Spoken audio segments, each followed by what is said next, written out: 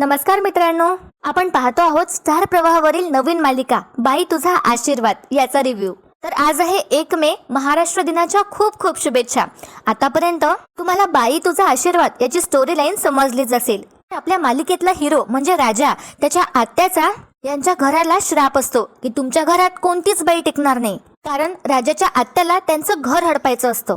तर मित्रांनो, मालिकेच्या पुढील भागात आपण पाहणार आहोत की राजाची आणि अवनीची भेट होणार आहे। तर कसं काय झालं ते बघूया आजच्या भागात। आजचा भाग सुरू होतो, राजाचा मोठा भाऊ हा मुलगी बघून घरी आले असतात सगळे, आणि आल्याबरोबर गाडीतून उतरल्याबरोबर यांची ही सुलक्षणा आत्या मुद्दामच यांना टोमणे टामणे मारते आणि म्हणते, चला चला चला बाई, घराला रांगरंगोटी राहावी लागेल, आणि मुद्दामच ती सगळ्यांचं लक्ष वेधून घेते आपल्याकडे। तर हिचा जो भाऊ असतो सुलक्षणाचा आणि धोंडीराज यांचा जो असतो दत्ता, तो सुद्धा म्हणतो, हो घराला तोरण बांधावं लागेल। पुढे आता यांची आत्या म्हणते, हो मग घरासमोर सळा टाकावं लागल, रांगोळी काढावं लागल, अजून मंडपी बांधावं लागेल की। आता हिला माहिती असतं की सगळे आता यशादादासाठी मुलगी पाहायला गेलेत आणि तिकडनंच ते परतलेत, म्हणून हे दोघे मिळून सुलक्षणा आणि दत्ता मिळून यांची मजा घेऊ लागते। पुढे आता हा दत्ता म्हणतो, हो नाशिक बँड लावावं लागल, शुभ लाभ लिहावं लागल, आणि आता सुलक्षणा म्हणते, आणि ते काय दांगड परिवार आपलं स्वागत करीत आहे असं सुद्धा आपल्याला लिहावं लागेल। ती आता हात वगैरे सुद्धा जोडते आणि यांची खूप मस्करी मजा उडवत असते। आता अण्णा खूपच रागात बघत असतात त्याच्या बहीण भावाकडे, म्हणजे सुलक्षणा आणि दत्ताकडे। त्यानंतर दत्ता मुद्दामच म्हणतो, आणि रिसेप्शन पण यालाच द्यावं लागल, पोराकडलं झाला म्हणून काय झालं, आता तर सगळं यालाच करायचंय। बाई बाई, सगळा खर्चच खर्च आहे। अण्णाला आता खूप राग आला असतो। अण्णा आता त्यांच्या बहीण भावाकडे म्हणजे या सुलक्षणा आणि दत्ताकडे चालत जातात, एकदम रागाने त्यांच्याकडे बघत असतात। तर यशादादा जो असतो तो त्यांना थांबवण्याचा प्रयत्न करतो। तर राजा आता यशादादाचा हात धरतो आणि म्हणतो, थांब ना, अरे आपल्या सुलू आत्याला रट्टे गट्टे काय ते खाऊ दे। तर ही सुलक्षणा भाजी निवडत असते, ती तिच्या हातातलं ताट खाली ठेवते आणि म्हणते, हा तर लईच रागाने बघतोय, थांब बघतेच याच्याकडे। आणि ती थोडी सामोर येते आणि अण्णाला म्हणते, काय बघतोस रे असा, थोडा खर्च करावा लागणार म्हणून टेन्शन आलंय का, चिंता पडली होय, अरे तुला असल्या कोणत्याच गोष्टीची चिंता करायची गरजच नाहीये। आणि पुढे ही काय म्हणते, कसं आहे ना, या जन्मात काय पुढच्या 7 जन्मात, याच जन्मात काय तर पुढच्या 7ही जन्मात एकही पोरगी तुमच्या घराचा उंबरठा ओलांडणार नाही। अरे तुझ्या सख्या बहिणीचा श्राप आहे हो, मग ते होणारच, असं म्हणत आता ही सुलक्षणा जोराजोराने हसू लागते। अण्णाचा आता चेहरा पडतो आणि ते समोर निघून जातात आणि इग्नोर करायचं ठरवतात या दोघांनाही। पण हा दत्ता अण्णाला म्हणतो, ए धोंड्या, अजूनही वेळ गेली नाहीये, हा हे घर आमच्या नावाने करून घे आणि सूट इथून। आता मित्रांनो, हे ऐकल्या बरोबर अण्णा तिथे ठेवलेला रॉडच हाती घेतात आणि दोघांच्याही मागे लागतात त्यांना मारण्यासाठी। आणि सुलक्षणा आणि दत्ता दोघेही भेटेल त्या जागेच्या मागे जाऊन लपतात। दत्ता तर पिलरच्या मागे जाऊनच लपतो आणि ही सुलक्षणा साडीच्या मागे। अण्णा आता दोघांनाही सांगतात, माझ्या घराकडे वाकड्या नजरेने बघायचं नाही, दोघांनाही सांगून ठेवतो, बघितलं तर डोळाच फोडून टाकील। तर आपला जो राजा असतो, जो हिरो असतो, तो आता अण्णाला धरतो आणि म्हणतो, अण्णा हाताने मारायचं ना, हे काय धरलंय, खाली ठेवा खाली ठेवा। यशादादा पण म्हणतो, अरे त्यांचा जीव घेता का। यशादादा आता अण्णाच्या हातचा रॉड घेतो आणि खाली टाकून देतो। आता ही सुलक्षणा खूपच रागात बघते अण्णाकडे, हिच्या जिभेला तर धार असतेच। ही आता तिच्या भाच्या अण्णा म्हणते, अरे याला बांधून ठेवा घरात, नाहीतर जाईल हा परत खुनाच्या आडीत जेलात।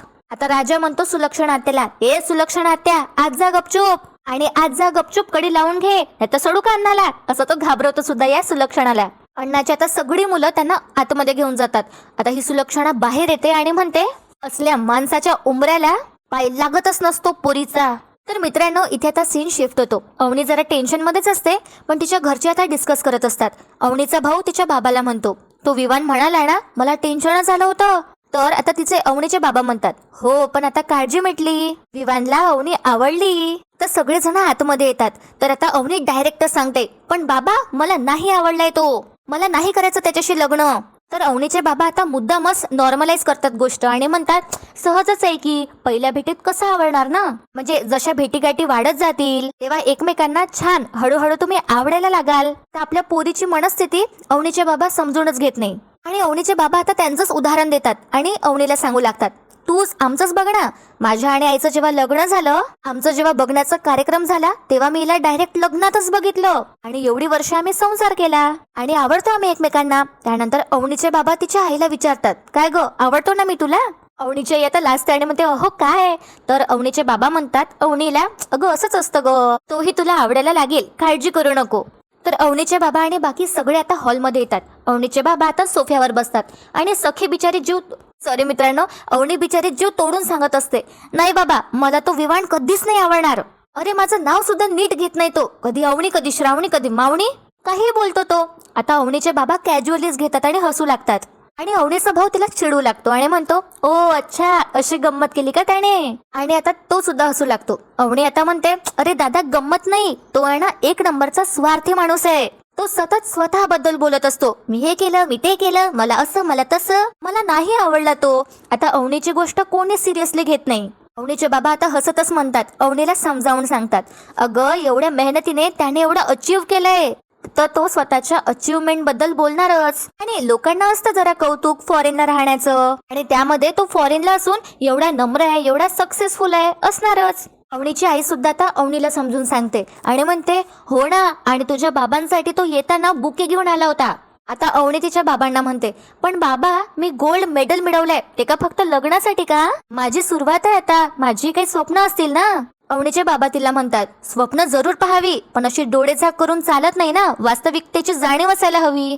ते आता सीन शिफ्ट होतो. आता धोंडी रॅश म्हणजे अण्णा त्यांच्या मुलाबरोबर घरी येतो आणि त्यानंतर सगळे आता निराश असतात. बाहेर आत्याने जो काही तमाशा घातलाय त्यामुळे. यशा दादा सगळ्यांची काळजी घेतो. तो सगळ्यांच्या थकलेल्या चेहऱ्याकडे बघतो आणि म्हणतो तहान लागली असेल आणि पटकन सगळ्यांसाठी पाणी आणायला जातो. आधी यशा दादा अण्णांना पाणी पाजतो आणि मग सगळ्यांनाच. यशा दादा आता किचन मध्ये असतो आणि राजा सुद्धा विचारच करत असतो. राजा म्हणतो काय वाटतंय, हो म्हणतील का ते. तर अण्णा म्हणतात मला नाही वाटत, असं डायरेक्टच म्हणतात ते. राजा आता अण्णांना म्हणतो अण्णा तुम्ही माणूसच निगेटिव्ह आहे. यशा दादा आता सगळंच ऐकत असतो किचन मधून आणि यांचा सगळ्यात लहान भाऊ म्हणतो आता राजाला नाहीतर काय 5 माणसांचा स्वयंपाक धुणं भांडी साफसफाई सगळंच कसं करणार. राजा म्हणतो अरे पण त्यासाठी करतोय का लग्न. त्यानंतर राजा म्हणतो नाही आपलंच चुकलं, यानंतर आपण काय करू, पुढच्या वेळेला जेव्हा पोरगी पाहायला जाऊ ना तर सोबत 4-5 बायका घेऊन जाऊ.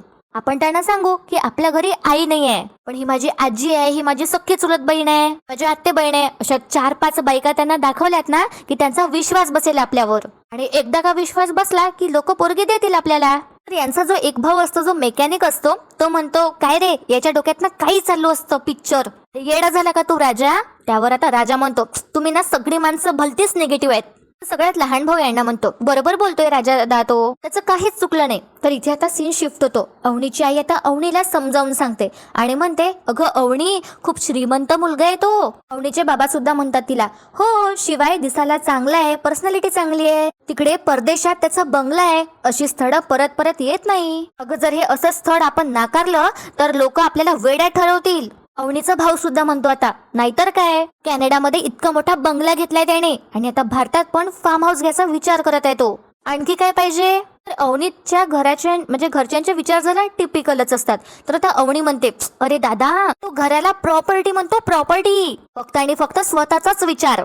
अवनीचे बाबा अवनीला म्हणतात अगं तो तुझा सुद्धा विचार करेल, खात्री आहे मला, आणि तू ज्या जागी जाशील ना त्याचं घर बनवशील तू, विश्वास आहे माझा. अवनी म्हणते हो बाबा पण आता अवनीचा भाऊच तिला म्हणतो पण बाबा तिचं पण काही संपतच नाहीये. त्यानंतर अवनीचा भाऊ तिला म्हणतो अगं आम्ही सगळे तुझ्या चांगल्याचाच विचार करतोय, तुला कळत नाही का. तर आता अवनी म्हणते अरे पण माझ्या चांगल्यात माझा विचार हवाय ना. अवनीचे बाबा आता म्हणतात बास. अवनीच्या बाबांचा टोन आता चढला असतो आणि ते म्हणतात तुझ्या चांगल्या वाईटाचा विचार माझ्या इतका कोणीच करू शकत नाही, कळलं तुला. आता अवनीच्या बाबांसमोर सगळे गप्प होतात. इथे आता सीन शिफ्ट होतो. राजा आणि त्याच्या भावांमध्ये आता भांडणं होतात. तर तितक्यात आता अण्णा उठतात आणि म्हणतात छटाप, गप्प बसा तुम्ही आणि भांडू नका एकमेकांशी, सख्खे भाऊ आहेत ना तुम्ही, भांडता कशा बाई. तर हा जो एक भाऊ असतो यांचा जो मेकॅनिक असतो तो जरा उद्धटच असतो. तो अण्णांना म्हणतो बोलताय कोण बघा, आम्ही सगळं तुमच्याचकडनं शिकलोय. तर आता अण्णा म्हणतात काय चांगलं नाही का काही माझ्याकडं. तर आतमध्ये किचन मध्ये असते जो यशा दादा, त्याला टेन्शन येत असतं आणि अण्णा आता पुढे म्हणतात चांगलं काहीतरी शिका काही माझ्याकडनं. तर बघा मित्रांनो, हा राजा अण्णांना म्हणतो ओ रॉकी द फादर, तुमच्याकडे चांगलं काय आहे ना त्याचा शोध आमचा अजूनही सुरूच आहे, तो सापडला की लगेच शिकतो आम्ही. पण आता आमचा विषय दुसरा सुरू आहे. आम्ही आता म्हणतोय की पोरगी कोणी देतच नाहीये आणि तुमचं आपलं वेगळंच चालू आहे. आमचा काय विषय चालू आहे आणि तुम्ही काय बोलताय मगासपासनं, असा राजा आता अण्णांना म्हणतो. आणि आता राजा आणि अण्णा दोघेच भांडू लागतात आणि त्या दोघांबरोबर बाकीचे 2 भाऊ पण. आता यशा दादा समोर येतो आणि म्हणतो बास, सगळे आता गप्प होतात आणि यशकडे बघू लागतात. आता यश दादा म्हणतो, म्हणून आहे ना मला मुली बघण्याच्या कार्यक्रमात जावंच वाटत नाही, इच्छाच होत नाही जायची. आता माझ्या लग्नाचा विषय काढून तुम्ही भांडू नका, मी हात जोडतो असं म्हणत आता यशा दादा हात सुद्धा जोडतो आणि सगळे जण आता एकमेकांकडे बघू लागतात आणि गप्प बसतात. इथे आता सीन शिफ्ट होतो आणि अवनीचे बाबा डायरेक्ट तिला निकाल देऊन सांगतात, हे लग्न ठरलंय आता आणि या विषयावर मला आता कुठलीच चर्चा नकोय. आता अवनीला काहीच समजत नाही काय करायचं ते. त्यानंतर आता अवनीचे बाबा सगळ्यांना म्हणतात, आणखी एक सांगतो, एक महत्वाची गोष्ट, त्या मुलाला, त्या विवानला आणखी एकदा कॅनडाला जावं लागणार आहे याच महिन्यात काहीतरी कामासाठी. त्यामुळे त्याच्या पूर्वीच आपल्याला लग्न उरकवावं लागेल, त्यामुळे तयारीत राहा. अवनीची वहिनी सुद्धा म्हणते आता, अहो पण बाबा इतक्या लवकर कसं काय होणार मॅनेज. तर आता अवनीचे बाबा सांगतात, रजिस्टर्ड मॅरेज करायचं म्हणता येते, त्याला काही फारशी वेळ नाही लागणार, फारशी तयारी सुद्धा करावी लागत नाही त्याला.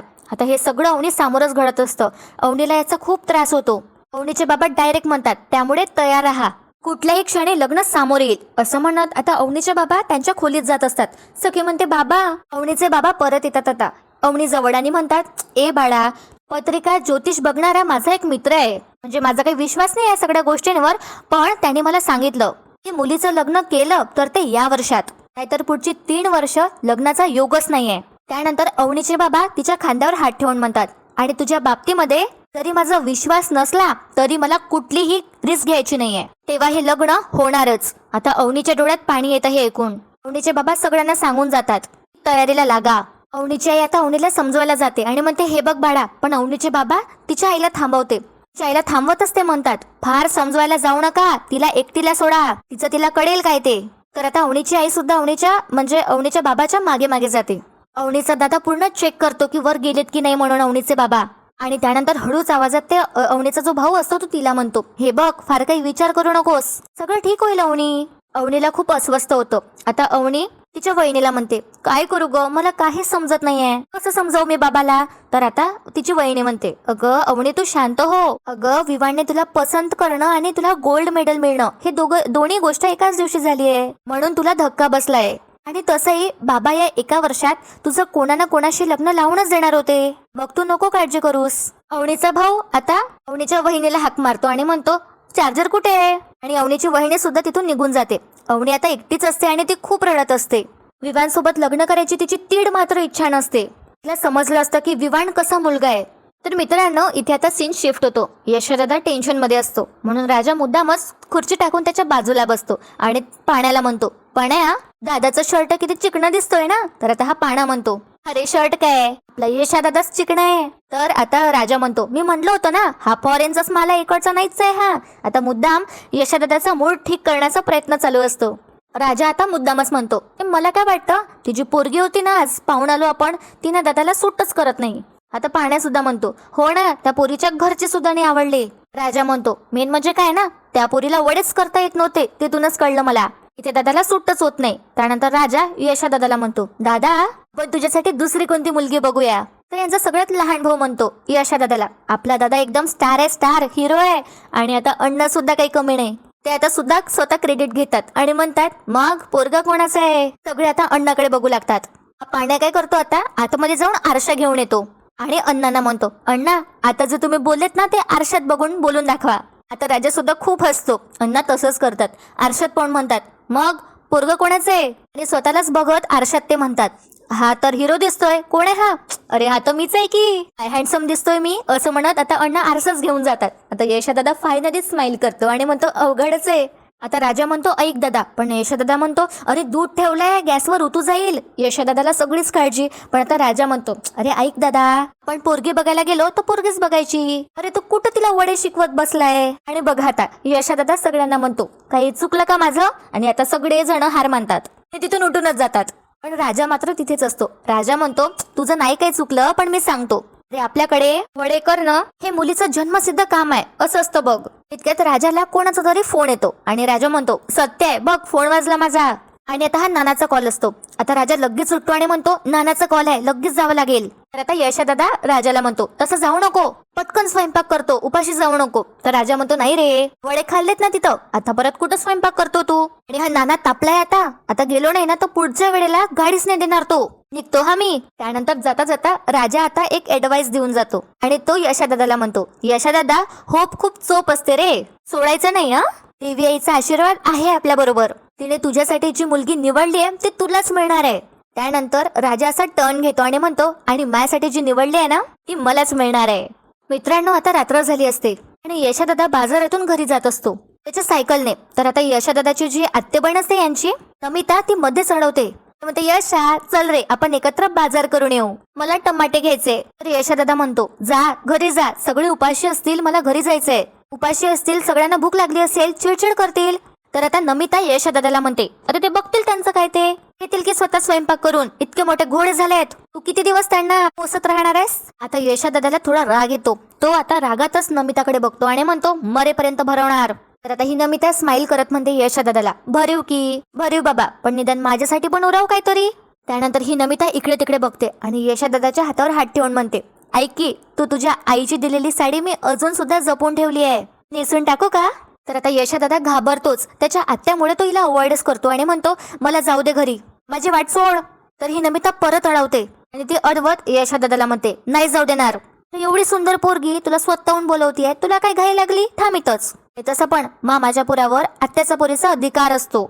तर आता यशोदादा मुद्दामच सुलू आत्या असं म्हणतो. तर ही जी नमिता आहे ती घाबरते आणि यशोदादा समोर निघून जात असतो. पण ही नमिता त्याला परत थांबवते आणि म्हणते ए मजा करतोयस का, माझ्यासमोर शहाणपणा करायचं नाही, प्रश्नाची उत्तरं दे. तर यश म्हणतो कोणते प्रश्न. तर ही नमिता म्हणते काय तुम्ही सगळे आज मुलगी पाहायला गेले होते ना, काय झालं त्याचं, नकारच आला ना, पोरगी पण फालतूच असेल, बरीच नसेल ती. तर यशोदादा म्हणतो चांगली होती. ही नमिता म्हणते माझ्यापेक्षा पण. यशोदादा इकडे तिकडे पाहू लागतो. ही नमिता विचारते सांग ना काय झालं, बघ इकडे, सांग की काय होतं तिच्या नजरेत. तर आता ही सुलक्षणा खरंच मागणं येत असते. यश म्हणतो सुद्धा अरे सुलू आत्या, पण आता या नमिताला खोटंच वाटतं आणि ती म्हणते बस आता फसणार नाही मी, कशाला तिचं नाव काढायला लागलाय, उग्याच डोक्यात गेली ती आधीच. तर आता ही सुलक्षणा काय करते, या दोघांना एकत्र बघून रस्त्यावरची काडी घेते तिच्या हाती आणि जोराजोराने तिच्या पोरीलाच मारू लागते. ते म्हणते तुला काय करायला पाठवलं आणि ते काय करतेस तू. तर ही नमिता म्हणते अगं तेच करत होते, पण हा रस्त्यात दिसला म्हणून बोलत होते. तर आता ती यशच्या मागे जाऊन लपते. तर यश दादा म्हणतो अगं आत्या मारू नको तिला. ही सुलक्षणा म्हणते तू मला आत्या बित्या बोलायचं नाही, रस्त्यावरची सगळी लोक आता तमाशा बघू लागतात. आणि ही सुलक्षणा रस्त्यावरच तिच्या मुलीला मारू लागते. तर यश म्हणतो अगं आत्या आम्ही खरंच बोलत नव्हतो. ही सुलक्षणा म्हणते आता यश दादाला बोलायचं पण नाही तू माझ्या पोरीशी. ही आता नमिता म्हणते का नाही बोलायचं, होणारा नवरा आहे तो माझा, त्याच्याशी बोलत आहे मी. तर ही आता सुलक्षणा त्या परत नमिताच्या मागे लागते. आता ही नमिता तर पडून जाते, पण तिथे आता राजाची गाडी येते. राजा आता कारमध्ये बसूनच गपचूप बघत असतो सगळं, आत्याला आणि त्याच्या भावाला बोलताना. तर आता ही जी आत्या असते यांची ती यशोदादालाच म्हणते काय रे तुझं लग्न ठरत नाही म्हणून माझ्या पोरीला फसवतो का. आता यशोदादा परत समजून सांगतो अगं आत्या आम्ही खरंच बोलत नव्हतो, तू म्हणत असशील तर परत कधीच त्याच्याशी मी बोलणार नाही. तर ही आत्या इथे सुद्धा शिवाय शाप देऊन जाते आणि यशोदादाला म्हणते अरे एका बायकोला मारणाऱ्याची औलाद आहे तू, तुला कधीच पोरगी मिळणार नाही, आयुष्यभर चांगली पोरगी मिळणार नाही तुला. माझ्या पोरीकडे डोळे वर करून सुद्धा पाहायचे नाही तू, बघायचं तर दूरच, बोलायचं पण नाही. असं म्हणत ही सुलक्षणा आता रागातच निघून जाते. राजा आता सगळं बघत असतो कारमधून.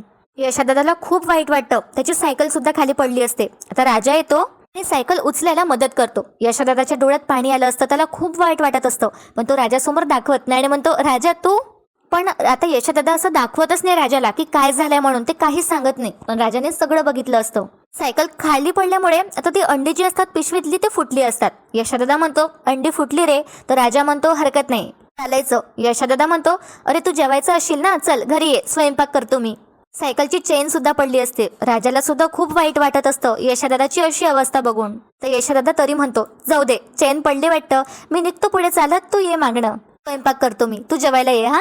आता राजाचं लक्ष एका कारकडे जातं ज्यावर आता देवी आईचा फोटो असतो. राजा म्हणतो देवी आई असं नाही चालायचं, एवढा चांगला आहे आमचा यशोदा, त्याला होकार येऊ दे, आता तरी आमच्या घराला बाईचा आशीर्वाद लागू दे.